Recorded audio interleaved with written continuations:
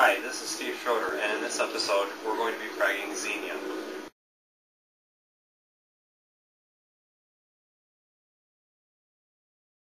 Today we're going to work on fragging Xenia.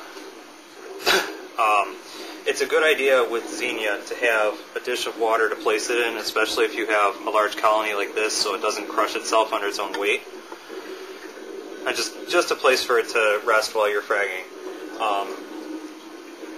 For fragging Xenia, I find that either using a sharp hobby knife or a sharp pair of scissors to be most effective in cutting the coral.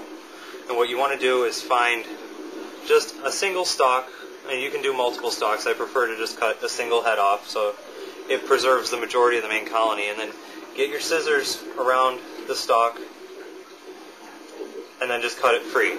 And you have now a frag of Xenia. And you can do this a few more times, and I'll show you using the hobby knife from the other side. And just take the knife and kind of at the base, just slice through the Xenia and try to make it, one quick cut instead of sawing back and forth. It'll reduce, stress on the coral. And after you've made a couple frags, you can return the mother colony to your tank. Now we could just take one of these frags and mount it to a piece of rubble rock, but I prefer to divide it up into smaller pieces. And you can do that, place it in between your fingers, and then along the stalk, just cut straight through. Again, one cut is better than trying to saw back and forth, and then you wind up with two smaller frags. Once you have the frags made, you can take a piece of rubble rock, a piece of the bridal veil mesh,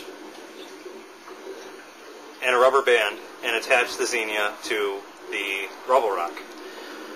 You start out, you take the Xenia, and you place it on the rubble rock, roughly where you want it to wind up.